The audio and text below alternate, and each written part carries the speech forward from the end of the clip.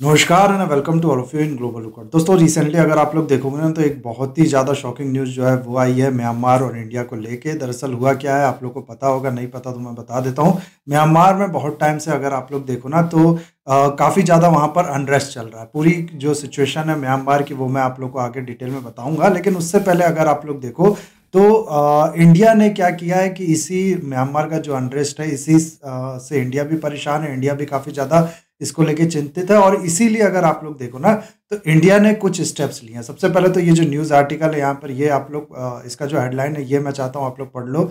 इसमें लिखा है कि India to end visa free transit to Myanmar. आगे लिखा है फेंस 1643 किलोमीटर। ये 1643 किलोमीटर आप लोग को मैं बता दूं कि इंडिया और म्यांमार की जो बॉर्डर है ना वो इतने किलोमीटर की लॉन्ग है। तो इसमें ये बताया गया है कि जो ये पूरा बॉर्डर एरिया है, पूरा बॉर्डर है, इसमें फेंसिंग करेगी इंडिया की गवर्नमेंट। क्यों ये करेगी, क्यों ये स्टोरी है, ये मैं आगे आप लोग को डिटेल में बताऊंगा। उससे पहले एक और ये जो आर्टिकल है ये भी यहीं पर हम लोग देख लेते हैं। द हिंदू का ये आर्टिकल है, इसमें लिखा है India's Kaladan project almost dead after Paletwa fall to Arakan Army. ये जो स्टेटमेंट है ये है म्यांमार के एक सीनियर अपोजिशन लीडर जो है उनका। और इस तरीके की बातें ये की जा रही हैं कि इंडिया का जो कालादान प्रोजेक्ट था ना, जो म्यांमार के साथ इंडिया ने शुरू किया था, वो अब आप लोग कह सकते हो डेड हो चुका है। उस पर अब कोई काम नहीं हो सकता, कोई भी उसका फ्यूचर नहीं है।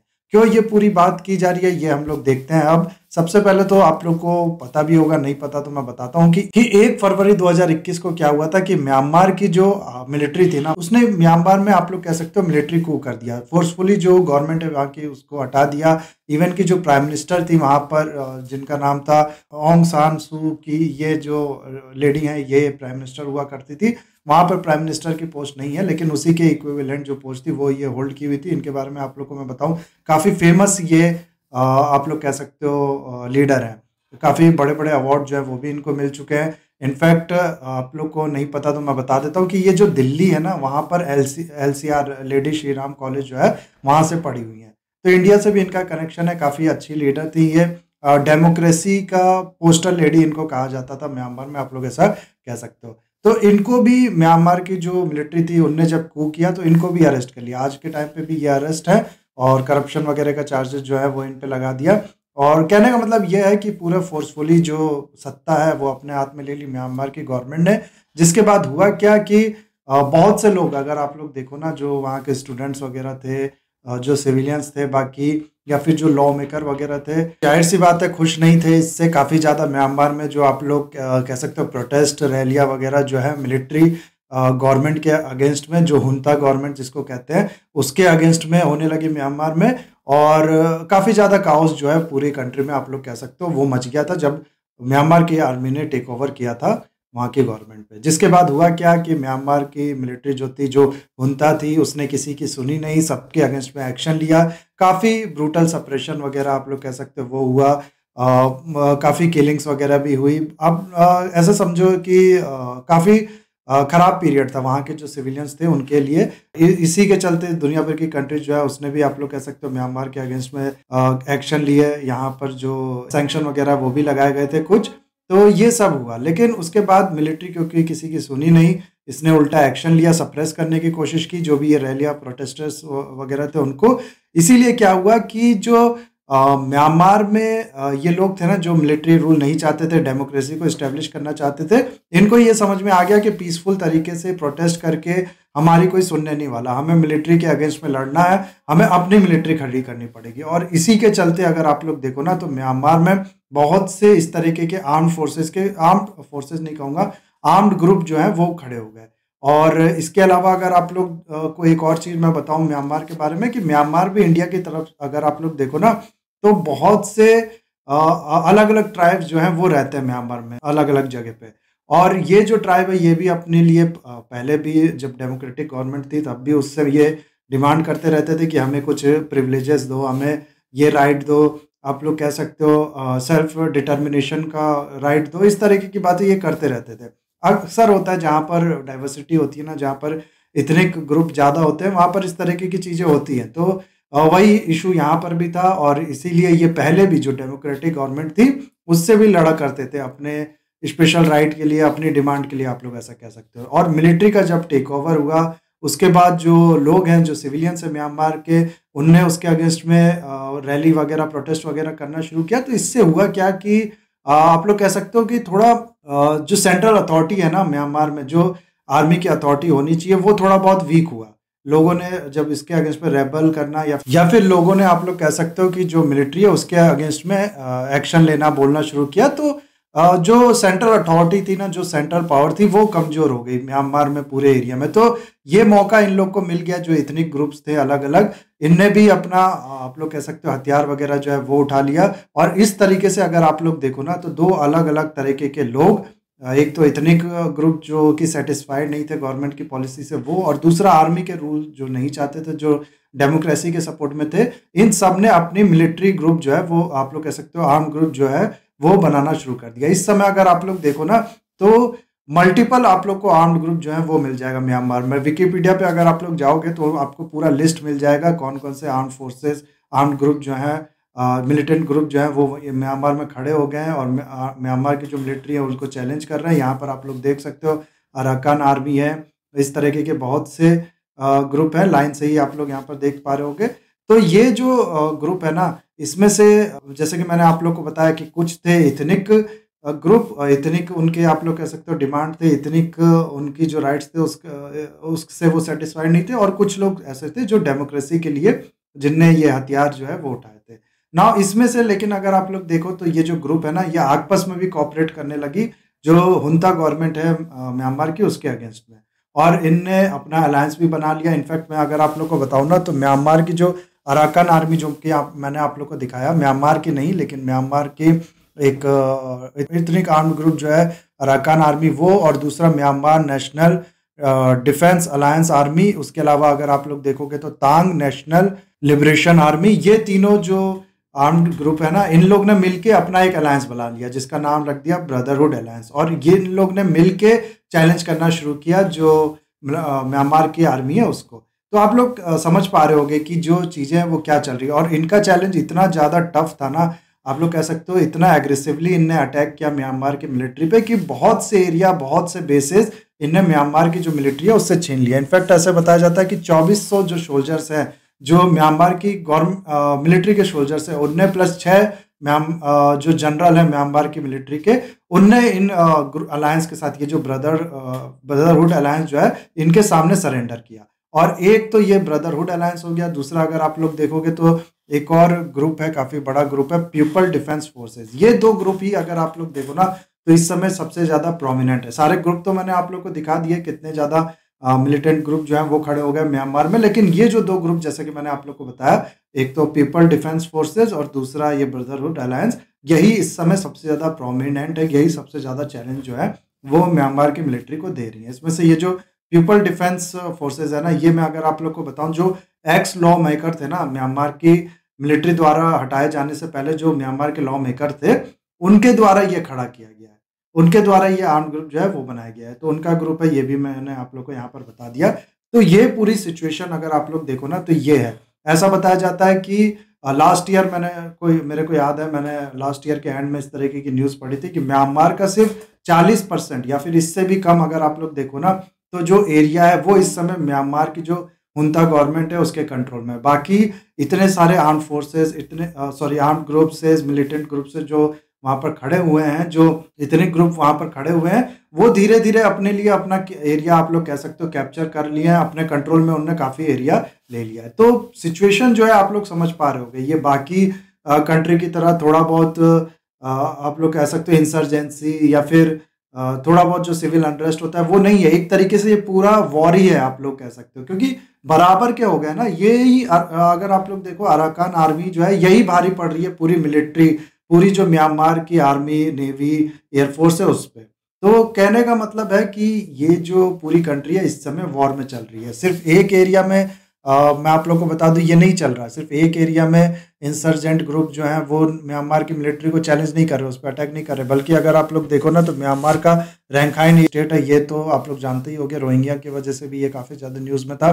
यहाँ तो बहुत ज़्यादा ही इशू है। उसके अलावा शान करके एरिया है, वहाँ पर इशू है। चीन करके एक एरिया, सगाइंग एरिया, और ये करेनेनी जो है, इन हर जगह पे ये जो आर्म फोर्सेस है अलग अलग तरीके के अलग अलग इतने ग्रुप की जो फोर्सेस है वो मिलिट्री को चैलेंज कर रही है। नाउ इंडिया के एंगल से अगर हम लोग इस चीज़ को देखें ना, तो सबसे पहले तो आप लोग ऐसे समझो कि इंडिया का जो बॉर्डर है, हम सब जानते हैं कि इंडिया का जो बॉर्डर है वो म्यांमार से लगता है। सिर्फ इंडिया का एक स्टेट नहीं, अगर आप लोग देखो ना तो नागालैंड, मिजोरम और ये मणिपुर, इन सब के जो बॉर्डर है वो लगते हैं म्यांमार से। और हो क्या रहा है कि जाहिर सी बात है, जब इस तरीके की कंडीशन होगी किसी कंट्री में, तो वहाँ पर जो सिविलियंस है उनको काफ़ी ज़्यादा तकलीफ होगी, उनको काफ़ी ज़्यादा प्रॉब्लम झेलनी पड़ेगी। अभी 1-2 दिन पहले की ही न्यूज़ है कि जो म्यांमार की मिलिट्री है उसने एक स्कूल पे अटैक कर दिया था, एक स्कूल पे बॉम्बिंग कर दी थी, जिसमें 4 बच्चे जो हैं वो मारे गए थे। तो आई होप आप लोग समझ पा रहे होंगे कि जो सिचुएशन है वो क्या है। तो ऐसे में जो यहाँ के सिविलियंस है, और सिर्फ सिविलियंस नहीं, म्यांमार की जो मिलिट्री है उसके भी सोल्जर्स अगर आप लोग देखो ना तो वो भाग भाग के आ रहे हैं इंडिया में। बहुत से ऐसा बताया जा रहा है कि ऑलरेडी आ चुके हैं, लगभग 5,000 से ज़्यादा जो सिविलियंस है वो एंटर कर चुके हैं इंडिया में। साथ ही साथ कई दर्जन जो सोल्जर्स है वो एंटर कर चुके हैं, यहाँ पर माइग्रेट कर रहे हैं। और ऐसे में आप लोग को पता होना चाहिए, नहीं पता तो मैं बताता हूँ कि म्यांमार और इंडिया के बीच में एक एग्रीमेंट है जिसको कहा जाता है FMR, यानी कि फ्री मूवमेंट रिजिम। इसमें क्या है कि इंडिया से अगर यहाँ पर इंडिया और म्यांमार का जो बॉर्डर है ना, तो यहाँ पर जो लोग जो ट्राइब रहती है, जो लोग यहाँ पर रहते हैं, उनको अगर इंडिया से म्यांमार जाना है या फिर म्यांमार के साइड में जो ट्राइब रहती है इन स्टेट्स में, म्यांमार के जो बॉर्डर एरिया के ट्राइब्स जो इतने ग्रुप हैं, उनको अगर इंडिया आना है तो इन लोगों को आप लोग कह सकते हो कि कोई वीज़ा लेने की ज़रूरत नहीं है, फ्री वीज़ा एंट्री एग्जिट है यहाँ पर, आप लोग ऐसा कह सकते हो। एक कंडीशन भी है कि 16 किलोमीटर ही अंदर आप जा सकते हो दूसरे कंट्री के। 16 किलोमीटर से ज़्यादा अगर आपको अंदर जाना है तो उसके लिए वीज़ा लेना पड़ेगा। अगर 16 किलोमीटर ही तक जाना है तो कोई वीज़ा नहीं, कोई डॉक्यूमेंट्स नहीं, खाली आपकी कुछ चेकिंग वगैरह होगी, एक पास आपका बनेगा और वो आप लोग वहाँ पर लेके जा सकते हो। तो इस तरीके से ये जो बॉर्डर है इस पे काम चलता है, आप लोग ऐसे कह सकते हो। ऐसे में जब कंडीशन म्यांमार की ये हो और वहाँ पर सिविलियन पॉपुलेशन जो है वो काफ़ी ज़्यादा परेशान हो, और परेशान तो खैर है ही, लेकिन उसके अलावा भी अगर आप लोग देखो तो पूरे कंट्री की जो कंडीशन है वो यहाँ पर ऐसी हो, तो जाहिर सी बात है कि बहुत से सिविलियन जो है वो भाग भाग के इंडिया में आएंगे ही, जैसा कि मैंने आप लोग को बताया आ रहा है। और इसी से अब इंडिया बहुत ज़्यादा परेशान है। चलो, एक तरीके से इंडिया की रिस्पॉन्सिबिलिटी भी है कि जो रिफ्यूजीज हैं, जिनकी लाइफ सिक्योर नहीं है, उनको इंडिया को अपने यहाँ जगह देनी पड़ेगी, पनाह देना पड़ेगा, क्योंकि उनकी मौत और उसका जीवन का सवाल है। इंडिया के इसी से हो सकता है उनकी जांच बच जाए, वो तो ठीक है। लेकिन अगर आप लोग देखो ना तो ये जो बॉर्डर स्टेट्स है ना इंडिया के, इसमें से एक स्टेट है मणिपुर। मणिपुर में आप लोग को पता होगा कि ऑलरेडी जो कंडीशन है इस समय वो बहुत ज़्यादा ख़राब है। वहाँ पर जो इतने ग्रुप्स हैं वो आपस में लड़ रहे हैं। ऐसे में अगर एक और इतने ग्रुप के लोग यहाँ पर एंटर करते हैं और फिर वहाँ पर सिचुएशन आप लोग कह सकते हो और भी ज़्यादा बिगड़ती है, तो क्या होगा मणिपुर में, आई होप आप लोग सब अंदाज़ा लगा पा रहे होंगे। इसीलिए अगर आप लोग देखो ना तो मणिपुर के जो सीएम है बीरेन सिंह, वो पहले ही इंडिया की जो गवर्नमेंट है उससे रिक्वेस्ट कर चुके हैं कि आप इस पे तुरंत एक्शन लीजिए, ये फ्री मूवमेंट रिजिम जो है इसको ख़त्म कीजिए। जबकि नागालैंड और मिजोरम के जो सीएम थे वो इसको मना कर रहे थे कि नहीं नहीं, ये जो रिजाइम है इसको ख़त्म नहीं करना चाहिए। जाहिर सी बात है, यहाँ पर जो ग्रुप रहते हैं ना, चाहे नागालैंड हो गया, चाहे मिजोरम हो गया, चाहे मणिपुर हो गया, इनके फैमिली के लोग रहते हैं दूसरे साइड में, म्यांमार में भी, जैसे या फिर म्यांमार में जो लोग रहते हैं उनके फैमिली के लोग भी रहते हैं इंडिया में।